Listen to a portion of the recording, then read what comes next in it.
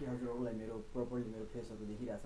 So आजको यो म चाहिँ 12औं दिनको ब्रेकफास्टमा म आइसकेको छु। यो ब्रेकफास्ट कम्प्लिट गरिसकेपछि म तपाईँहरूसँग म यो ब्रेकफास्ट कम्प्लिट गरिसकेपछि म चाहिँ वर्कआउट गर्छु अनि त्यसपछि फेरि दिउँसोको भिडियो म रेडी गर्छु है। सो आज मसँग टोटल यहाँ मसँग रहेछ 200 क्यालोरिज भन्दा मुनि नै छ, 100 क्यालोरिज भनौँ। तर 200 क्यालोरिज कसरी पुग्छ भनेपछि म भनिदिन्छु। 100 ग्राम जति अङ्गुर रहेछ र 100 ग्राम सेब रहेछ, त्यसमा गर्दाखेरि टोटल 100 क्यालोरिज हुन्छ। र बाँकीको यो टोटल चाहिँ अरू जुन मेरो टमाटर रहेछ, गाजर रहेछ र काँक्रो रहेछ, यो दुई तिनवटा गर्दाखेरि टोटल भन्दाखेरि 70 क्यालोरिज मात्र रहेछ। किन भनेपछि 100 ग्रामभन्दा अलिकति माथि मैले लिएको छु अनि त्यो गर्दाखेरि टोटल भएको 170 ग्राम जति हुन्छ। हिजोको जस्तै नै छ, तर म 200 क्यालोरिज काउन्ट गर्छु ल। सो यो 200 क्यालोरिज म कन्ज्युम गरिरहेको छु आजको ब्रेकफास्टमा टोटल। सो अब चाहिँ म यो स्टार्ट गर्न गइरहेको छु। हिजोको भिडियो कस्तो लागेछ हजुरलाई कमेन्ट गर्न नबिर्सिनु होला। यो भिडियो कस्तो लाग्छ हजुरलाई त्यो पनि कमेन्ट्स गर्न नबिर्सिनु होला, हस् त। सो आज म स्टार्ट गर्न गइरहेको छु अङ्गुरबाट है। अनि साथै अब चाहिँ आजको चाहिँ म तपाईँलाई एउटा भन्छु ल। कलेजमा नि क्यान्टिन थियो, यो मेरो र मेरो भाइको स्टोरी रहेछ कि। तपाईँहरूमध्ये म्याक्सिममले मेरो भाइलाई र मलाई चिनिरहेको छन्। मेरो भाइ चाहिँ नरेश है, अहिले भिडियोमा आइरहेको छैन, पछि सँगै हामी भिडियो गरौँ होला। के थियो, क्यान्टिनमा जाँदाखेरि नि क्यान्टिनमा सबैलाई थाहा थियो। क्यान्टिनमा छिर्ने बित्तिकै के हुन्थ्यो नि, सबैलाई थाहा थियो कि पहिला नरेश कलेजमा थियो अनि त्यसपछि म पछाडिबाट गएको। त्यो पनि यसरी म भन्छु कि किन कसो भएको छ, म सबै भन्छु ल, सबै भन्छु, सुरुदेखि म लास्टसम्म सबै भन्छु। के भएको थियो नि, कलेजमा जाँदाखेरि त्यहाँ क्यान्टिनभित्र एउटा आन्टी थियो, अङ्कल थियो, 3-4जनाले क्यान्टिन चलाउनुहुन्थ्यो। उहाँहरूले जहिले पनि बफको मोमो पनि बनाउनुहुन्थ्यो, चाउमिन अनि पकौडा होइन। मैले राति डिनरमा नि कतिको क्यालोरिज मैले कन्ज्युम गरेको थिएँ, के खाएको थियो तपाईँ यहाँ फोटोमा यो र यो साइडमा दुईवटा मध्येकोमा फोटोमा हेर्न सक्नुहुन्छ। त्यसमा टोटल मेरो चाहिँ मैले एउटा रोटी ल्याएको छु, रोटीमा 100 क्यालोरिज अनि स्यालेड रहेछ, स्यालेडमा 60 क्यालोरिज अनि त्यो सिजरा माछा है, सिजरा माछा रहेछ। त्यसको टोटल गरेर मेरो क्यालोरिज चाहिँ 160-200 क्यालोरिज मात्र पुगेछ रातिको। अनि म के गरिरहेको छु नि, आजकल टाइम मिल्दैन होइन, त्यही भएर मैले त सानो भिडियो गर्छु। त्यो आफ्नो लन्चको भिडियो गरेर मैले ब्रेकफास्टमै त्यो अट्याच गरिदिन्छु। तपाईँहरू त्यो पनि हेर्न सक्नुहुन्छ। पछाडिबाट म 2 दिनदेखि गरिरहेको छु। हिजोकोमा मैले चाहिँ त्यो फोटोलाई मात्र त्यसमा आफ्नो भोइस ओभर दिएको थियो अनि त्यसपछि मात्र त्यतिकै थियो, अरू केही थिएन। अनि आजको लन्च चाहिँ अलिक स्पेसल रहेछ है, हेर्न नबिर्सिनु होला। त्यसलाई अलि राम्ररी माया गरिदिनु र च्यानललाई सब्सक्राइब गर्न नबिर्सिनु होला है। कागहरू कराइरहेछ यार, मेरो भोइसभन्दा त बढी उतैको आउँछ। अब माइक पनि मेरो राम्रो छैन अरे, त्यतिकै बिना माइकको म गरिरहेको छु। पछि गएर म माइक छिटो नै ल्याउँछु। अनि त्यो क्यान्टिनमा नि त्यो 4जना छ, त्यसमा चाउमिन पनि बन्थ्यो, मोमो पनि बन्छ, अहिले पनि बनिरहेको छ कि मैले धेरै दिनदेखि गएको छैन। अनि त्यसपछि त्यसमा पकौडा है, धेरै सुझाउ छ, चप, समोसा,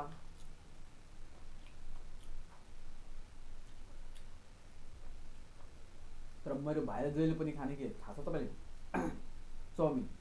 मेरो र मेरो भाइको सबभन्दा फेभरेट चाहिँ अहिले पनि म बजारमा काठमाडौँमा कहीँ पनि जाँदाखेरि नि सबभन्दा फर्स्टमा मेन्यु दिए बित्तिकै मेन्युले पढ्नै हुँदैन, मेन्युमा के लेखेको छ त्यो भन्नै हुँदैन, के हो आइटम भनेर थाहै हुँदैन। सबभन्दा इजी आइटम के हो थाहा छ, चाउमिन चाहिँ बेस्ट भेज चाउमिन अनि भेज चाउमिन खाने। अनि त्यो क्यान्टिनको सबै मान्छेहरू चिनेको थियो, थाहा थियो ऊ छिर्ने बित्तिकै आन्टी मेरो भाइले भन्थ्यो आन्टी ए चाउमिन ल एक प्लेट म पठाइदिन्छु। छिर्नु बित्तिकै थाहा थियो कि यो चाउमिनै खान्छ भनेपछि अरू केही खाँदैन, चाउमिन दिने र ल खाऊ। अनि त्यस्तै गर्दाखेरि पछि फेरि म जाँदाखेरि त्यहाँ म पुगिसकेपछि म पनि चाउमिनै खाने। अब केही दिन बितिसकेपछि म पनि जाने भाइसँग, म यता बस्थेँ, भाइले त्यहाँबाट क्यान्टिनमा चाउमिन अर्डर गर्ने लिएर आउने, दुईजना खाने। 2 दिन 3 दिन 4 दिन 5 दिन हुँदा 10 दिन बित्यो। अनि सबैले थाहा भएको छ ऊ दुइटै भाइ दाजुभाइ रहेछ होइन। अनि अब जेल जाँदाखेरि भाइ कलेजबाट निस्केपछि म कलेजमै थिएँ। म जेल जाँदाखेरि पनि म छिर्दै बित्तिकै चाउमिन रेडी छ। तपाईँहरू थाहा छैन यदि हो मजा हुन्थ्यो कि मनीहरू चाहिँ कलेजकै इक्जामको टाइमको स्टोरी भन्छु। म साइन्स लिएर पुरा म र मेरो भाइ दुईजना होइन साइन्समा थिएँ। त्यति राम्रो थियो पढाइमा, के गर्ने थाहा छ अरूलाई थ्योरी प्र्याक्टिस गर्ने, म्याथ प्र्याक्टिस गर्ने धेरै हुन्छ है। मलाई सबभन्दा झियो लाग्ने चाहिँ बायोलोजी। मलाई जबरजस्ती दिएको थियो बायोलोजी। म कम्प्युटर लिएर गर्ने गएको थिएँ, तर मलाई बायोलोजी जबरजस्ती दिएर गर्न भनेको। कलेज पनि यस्तो रहेछ नि, कम्प्युटर छैन रे आज, सायद बायोलोजी नै लिएर गर्नुपर्छ। अब सबैजनाले बायोलोजी नै लिएछ। कतिपय साथीले सन्जयहरूले उसलाई म्याथ नलिने, म्याथ मन पर्दैन बायोलोजी मात्र लिएर उसले म्याथ पनि लिनु परेछ। मतलब जबरजस्ती के प्रेसराइज गरेर पढाएको हो। र जे होस् पढिसकेपछि बायोलोजीको पनि नलेज छ, सबैको छ। अनि के गर्थेँ नि, त्यो इक्जामको टाइममा त्यो प्र्याक्टिस गर्नुपर्छ, नोट्सहरू गरी। अनि कपी किन्दा त धेरै कपी सर्थ्यो। इक्जामको टाइममा के गर्थेँ, इक्जाम उता दिइरहेको छ लाइब्रेरीभित्र छिर्ने, त्यो इक्जामको पेपर हुन्छ नि होइन, त्यो चाहिँ भित्र लाइब्रेरीभित्र राखेको थियो। लगभग यत्रो थाकी, यत्रो 3-4 मानौँ म 4-5 किलो 10 किलो जति ब्यागमा हाल्ने लिएर आइदिने। अरू को गर्थ्यो मलाई थाहा भएन, तर मैले धेरै ल्याएको थियो। त्यसमै प्र्याक्टिस गरिराखौँ सुझ्दैन थियो क्या। अहिले पनि मेरो घरमा छ, कहिले यता काम पऱ्यो भने अब चाहिँ सिधिरहेको छ, अब थोरै बाँकी छ। त्यत्रो ल्याएको थियो कि पेपरहरू, सिनियर डागा आएको थियो क्या। सिटिसिबी त्यहाँभित्र सिसी क्यामेरा पनि थियो, त्यसलाई ह्याड गरेर पनि लिएको थियो क्या। त्यहाँबाट त्यसमा पनि देखिएन, डागाहरू हो कि। म मजाक भन्दिनँ, सिरियसली एउटा कुरो भन्छु। कलेजमा कोलाई फी दिने बेलामा डिस्काउन्ट प्राप्त भएको छ भन्नु त। मैले 30,000मा 2 वर्षको कलेज होइन। तर त्यसमा एकाउन्टेन्ट सर कस्तो थियो नि, म यता उता गरेर भनिरहेको इन्ट्रेस्टिङ पार्टहरू म भनिरहेको छु कि। म सरको नाम भन्दिनँ कि कुन सर थियो, त्यो मजाक थियो है। तर जति पनि ब्रुकलिनबाट म र मेरो भाइ जति बेला थिएँ नि, उहाँहरू सबै थाहा होला कि कुन सर थियो है एकाउन्टेन्टमा। म के गर्थेँ, अरूसँग बढी नै पैसा लिने। ओइ मैले त त्यो दिन मैले त्यो रसिद काटेको त्यो भने त होइन, रिसिप्ट दिएको थियो कि, त्यसमा त मैले यति मात्र पैसा लेखेको थियो, खोइ दिए त थिएँ। अब कसैले हराइसकेको छ, अब उसँग बढी नै पैसा लिने। हामीलाई, मेरो भाइलाई र मलाई चाहिँ नि, मेरो भाइलाई चाहिँ एकचोटि 15,000 त्यतिकै उसले तिमीले त अस्ति नै दिइसक्यो, मैले एकाउन्टमा चलाएको छु भनेर उसले छोडिदिएको। अनि त्यसपछि मानु न 30,000 मा मेरो भाइले जम्मा 10,000 तिरेको थियो कि 2 वर्षको। अनि म चाहिँ एकचोटि पुरै 15,000 तिरेँ अगाडि म जाँदाखेरि। 12 मा जाँदाखेरि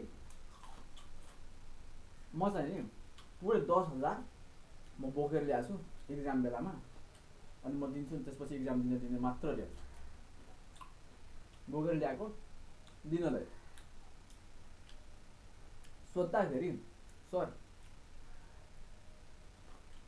म पैसा फिस दिन आएको छु रे, मेरो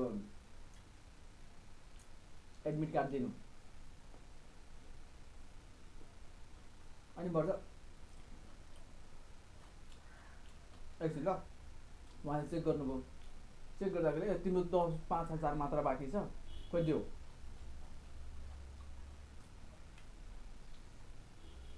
अनि फेरि मैले के भने, सर 5,000 मात्र बाँकी छ भनेपछि म लास्ट इक्जाममा दिन्छु एकैचोटि, यो इक्जाममा किन दिने, मेरो यति मात्र बाँकी रहेछ होइन। अनि फेरि उहाँले भन्नुभयो ल ठिक छ ल जाऊ। एडमिट कार्ड अनि त्यो 5,000 मा पनि म जब लास्ट बेला म दिन आएको थियो, म मजाक भनिरहेको छैन कि, साँच्ची नै हो। यति तपाईँ मेरो भाइले जुन नि, अनि त्यो दिन तपाईँ त उसँग पनि सोध्न सक्नुहुन्छ कि, उसले पनि भन्छ त्यही कुरो सेम कुरो। अनि ऊ त्यो 5,000 मा पनि जुन दिन म लास्टमा पे गर्न आएको थिएँ नि, त्यसमा पनि उहाँले 3,000 मात्र बाँकी छ, 2,000 तिमीले पे गरिसकेका हो। यो सब भगवान्को कृपा हो कि, गरिब मान्छे भनेर सबै पैसा भगवान्ले माथिबाट दिएको। म तपाईँले एउटा कुरो भन्छु, यो कुरो तपाईँ याद राख्नु, जहिले पनि जीवनमा जहिले जहाँ जुन ठाउँमा पनि काम लाग्छ है। कति मान्छेहरूले के भन्छन्, यार मसँग पैसा भएको भए म यो बिजनेस गर्थेँ यत्रोको पैसा कमाउन सक्थेँ भनेर ऊ जहिले पनि भन्छ। मसँग पैसै छैन अनि त्यही भएर मैले गर्न सकिएन र म पैसा कमाउन सकेन। तर पैसाले के भन्छ थाहा छ, सक्सेसले के भन्छ थाहा छ, तिमी पहिला काम त गर, तिमी सुरु त गर, तिमी गर्न त सुरु गर, अनि त्यसपछि तेरो त सक्सेस पनि हुन्छस् र तँसँग पैसा पनि हुन्छस्। म तेरैसँग हुन्छु र म जति बेला पनि तैँसँग हुन्छु भनेर उसले भन्छ। तर मान्छेले के भन्छन्, होइन यार मसँग छैन, एक्सक्युज के, मसँग छैन त्यही भएर मैले गरेन।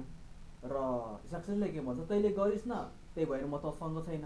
पैसाले त्यही भन्छ, तैँले गरिस्, गरेको छैन, गरेको भए म तँसँगै हुन्थेँ। जसले गरेछ उसँग हेर मै छु, जहाँ हेर्छस् नि उसँग मै हुन्छु। पैसाले पनि भन्छ उसले जे गर्न सकिन्छ नि म उसलाई गर्नलाई हेल्प गर्छु। सो आजको यो भिडियो चाहिँ कम्प्लिट भइरहेछ। मैले टोटल 200 क्यालोरिज कन्ज्युम गरिसकेँ हो र यसलाई एकछिन म डाइजेस्ट भएर एनर्जीमा कन्भर्ट गरिसकेपछि म त्यसलाई वर्कआउट गर्छु। अनि त्यसपछि म अर्को जुन काम छ म त्यो गर्छु। तबसम्मको लागि आधी घन्टासम्म म यो भिडियोलाई एडिट गरेर हजुरहरूको लागि रेडी गर्छु। Also thank you for watching this video. Video हेरेर कस्तो लाग्यो कमेन्ट्स गर्न नबिर्सिनु होला र च्यानललाई सब्स्क्राइब गरिदिनु। हजुरको लभ र सपोर्टले गर्दा बिफिट नेपाल च्यानल छिटो ग्रो हुन्छ। Also thank you for watching this video. See you in the next Be Fit Nepal.